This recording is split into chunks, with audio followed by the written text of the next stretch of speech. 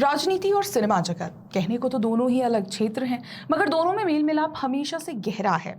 आपको वो पिक्चर तो याद होगी जिसमें इंदिरा गांधी कुर्सी पर बैठी थी और हिंदी सिनेमा के बड़े बड़े सितारे उनके चरणों में। नहीं याद आ रहा? चलिए हम आपको दिखाते हैं। देखा ना आपने, हमने इस रिश्ते की बात इसलिए की। खैर, कहने का अर्थ ये था कि इतना ही नहीं, बड़े बड़े अभिनेता राजनीति में पार्ट टाइम जॉब भी करते रहे हैं। समय समय पर सिनेमा जगत से कई अभिनेता राजनीति का राज ग्रहण करने पहुंचे ही हैं और अब तो 2024 के चुनाव का आगाज भी मानो हो ही गया है। तो ऐसे में अभिषेक बच्चन भी राजनीति की सुर्खियों में नजर आ रहे हैं। वैसे आपको बता दें कि ये पहली बार नहीं जब बच्चन परिवार का नाम राजनीति से जुड़ा है। दरअसल बच्चन और नेहरू गांधी परिवार से गहरा नाता रहा है। ये बात और है कि ये नाता समय के साथ साथ धुंधला भी पड़ा और बदला भी। तो चलिए उसी ओर लेकर चलते हैं आपको। नमस्कार, मैं हिमांशी, स्वागत है आपका द पैम्फलेट में। तो ताज़ा खबर कुछ इस तरह है कि हाल ही में भारत समाचार द्वारा ये क्लेम किया गया कि अभिषेक बच्चन जल्द ही राजनीति में एंट्री ले सकते हैं और अखिलेश यादव की समाजवादी पार्टी से टिकट पर प्रयागराज में चुनाव लड़ सकते हैं। लेकिन इस खबर की पुष्टि करते हुए समाजवादी पार्टी की ओर से इस खबर को र्यूमर बता दिया गया। अब चुनावी साल है, ऐसी खबरें तो सामने आएंगी ही। वैसे वाकई में ये र्यूमर है या नहीं, ये तो बाद में पता चलेगा। अब क्योंकि अभिषेक बच्चन की राजनीति में खबरें चल रही हैं, तो इतना जरूर बता दें कि ये पहली बार नहीं जब बच्चन परिवार से किसी ने राजनीति में कदम रखा हो। इससे पहले भी बच्चन परिवार राजनीति में अपना लक आजमा चुका है। इनफैक्ट नेहरू गांधी फैमिली से तो इनके बहुत क्लोज रिलेशंस थे। तो आइए एक नजर गांधी और बच्चन परिवार के दशकों पुराने संबंधों की। गांधी और बच्चन परिवार के संबंध उस समय बहुत ही गहरे थे जब अमिताभ बच्चन के पिता हरिवंश राय बच्चन विदेश मंत्रालय में हिंदी अधिकारी के रूप में काम किया करते थे। जाहिर है जवाहरलाल नेहरू उनका बहुत आदर करते थे। उनकी पत्नी तेजी बच्चन इंदिरा गांधी की करीबी दोस्त बन गई और जब वे दिल्ली चले गए तो तेजी बच्चन अपनी दोस्त इंदिरा की मदद से बहुत सारे सामाजिक कार्यों में भाग लेती थी। वहीं फिल्म इंडस्ट्री में आने से पहले अमिताभ बच्चन भी राजीव गांधी और उनके छोटे भाई संजय गांधी के दोस्त हुआ करते थे। वास्तव में राजीव गांधी की मुलाकात अमिताभ बच्चन से तब हुई जब अमिताभ बच्चन 2 साल के थे और बाद में जब वे 4 साल के थे। यहाँ तक कि बचपन में स्कूल की छुट्टियों के दौरान गांधी और बच्चन परिवार के बच्चे राष्ट्रपति भवन के स्विमिंग पूल में स्विमिंग भी किया करते थे। अब इन सब में सबसे ज्यादा ध्यान देने वाली बात यह है कि कोई भी गांधी परिवार कभी भी भारत का राष्ट्रपति नहीं रहा। इसलिए आश्चर्य होता है कि उन्हें स्पेशल प्रिविलेजेस कैसे मिला।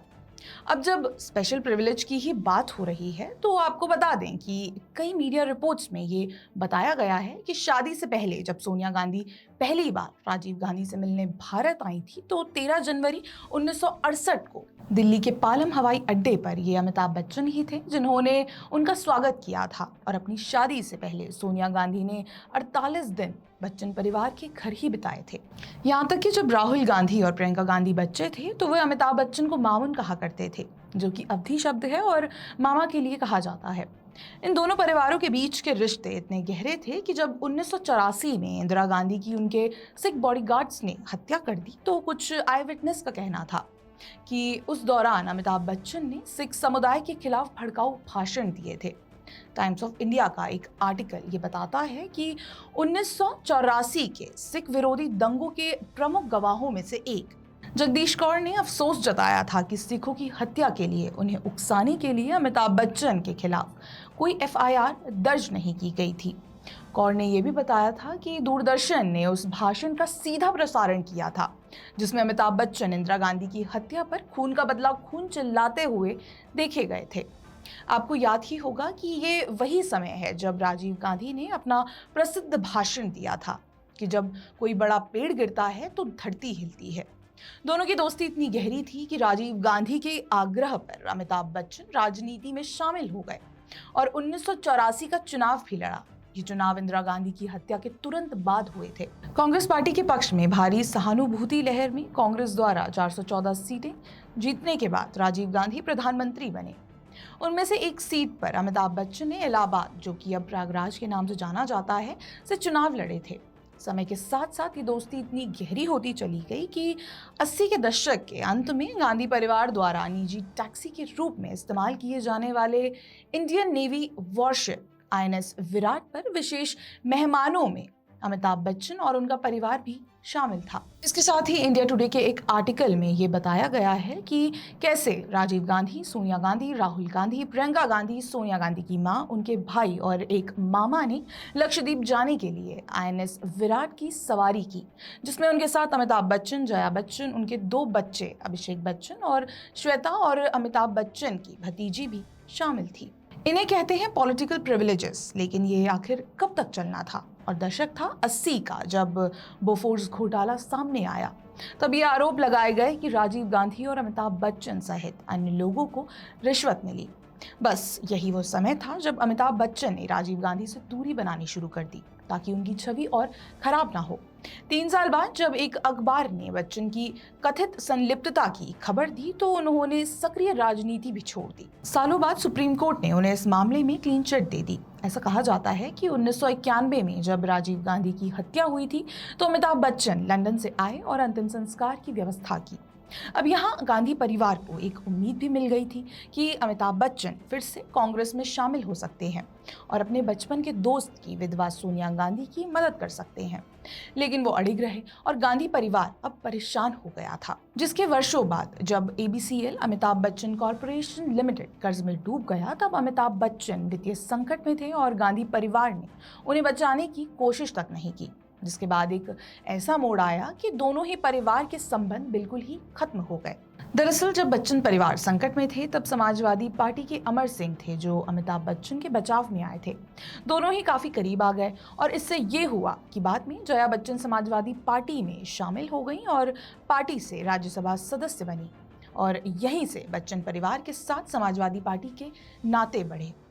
जिसके बाद एक समय वो भी आया जब जया बच्चन ने सार्वजनिक रूप से गांधी परिवार द्वारा उनके साथ ना खड़े होने और उन्हें धोखा देने के लिए अपनी निराशा व्यक्त की। जी हाँ, जब उनसे एक इंटरव्यू के दौरान गांधी और बच्चन परिवार के संबंधों के बारे में पूछा गया, तो उनका जवाब कुछ यूं था: जो लोग हमें राजनीति में लेकर आए, उन्होंने हमें बीच में ही छोड़ दिया जब हम संकट में थे। वे लोगों को धोखा देने के लिए जाने जाते हैं। इस इंटरव्यू के सामने आने के बाद परेशान होकर राहुल गांधी का कहना था, बच्चन परिवार झूठ बोल रहा है। वे इतने वर्षों बाद अब आरोप क्यों लगा रहे हैं? अमिताभ का राजनीति से परिचय तो दशकों पहले हुआ था, उन्होंने वफादारी बदल ली है। जो लोग गांधी परिवार को जानते हैं, वे जानते हैं कि हमने कभी किसी को धोखा नहीं दिया। जनता बेहतर जानती है कि किसने किसको धोखा दिया। लोग ये भी जानते हैं कि उनकी वफादारी किसके साथ है। इसके बाद एक बार फिर अमिताभ बच्चन ने राहुल गांधी के इस बयान पर आवाज उठाई और गांधी परिवार की मनमानी की निंदा की। उन्होंने कहा कि वे यानी गांधी परिवार राजा हैं और हम यानी बच्चन प्रजा हैं। रिश्ते का जारी रहना शासकों की मनोदशा पर ही निर्भर करता है और अब वे मेरे परिवार पर झूठ बोलने का आरोप लगा रहे हैं। तो कुछ इस प्रकार का था गांधी और बच्चन परिवार का संबंध, जो बाद में चलकर समाजवादी पार्टी की ओर बदला। तो ये कहा जा सकता है कि यही वो इतिहास है जिससे अमिताभ बच्चन के बेटे अभिषेक बच्चन के भी राजनीति में आने के कयास लगाए जा सकते हैं। हाँ, जाहिर सी बात है कि समाजवादी पार्टी ने इससे साफ इनकार कर दिया है, मगर ये राजनीति है, रातों रात कुछ भी कर सकती है। रही बात अभिषेक बच्चन की, तो अगर राजनीति में उनकी एंट्री होती है तो राहुल गांधी को जरूर मुकाबले के लिए साथी मिल जाएगा। कैसा लगा आपको हमारा ये वीडियो? कमेंट बॉक्स पर लिखकर अवश्य बताएं। तब तक के लिए देखते रहिए द पैम्फलेट। धन्यवाद।